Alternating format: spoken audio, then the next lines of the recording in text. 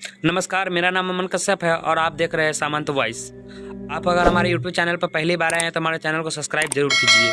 आज आप लोगों को एक ऐसी कहानी सुनाने जा रहे हैं। इस कहानी का नाम है लकड़हारा और सुनहरी कुल्हाड़ी। एक समय की बात है, जंगल के पास एक लकड़हारा रहता था। वो जंगल में लकड़ी इकट्ठा करता था और उन्हें पास के बाजार में बेचता था कुछ पैसे के लिए। एक दिन की बात है, वो एक पेड़ काट रहा था, तभी हुआ एक गलती से उसकी कुल्हाड़ी पास की एक नदी में गिर गई।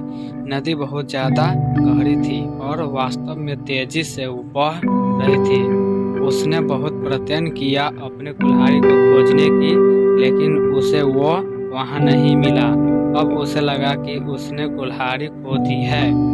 वही दुखी होकर वो नदी के किनारे बैठकर रोने लगा। उसके रोने की आवाज़ सुनकर नदी के भगवान उठे और उस लकड़हारे से पूछा कि ये क्या हुआ। लकड़हारा ने उन्हें अपनी दुखद कहानी बताई। नदी के भगवान को उस लकड़हारे के ऊपर दया आई और वो उनकी मेहनत और सच्चाई देखकर उसकी मदद करने की पेशकश की। वो नदी में गायब हो गए और एक सुनहरी कुल्हाड़ी वापस लाया, लेकिन लकड़हारे ने कहा कि यह उसका नहीं है। वो फिर से गायब हो गए और अब की बार उन्होंने चांदी की कुल्हाड़ी लेकर वापस आए, लेकिन इस बार भी लकड़हारे ने कहा ये कुल्हाड़ी उसका नहीं है। अब नदी में भगवान पानी में फिर से गायब हो गए और अब की बार वो एक लोहे की कुल्हाड़ी के साथ वापस आए।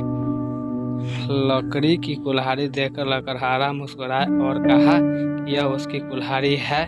नदी के भगवान ने लकड़हारे की ईमानदारी से प्रभावित होकर उसे सोने और चांदी दोनों कुल्हाड़ियाँ भेंट किया।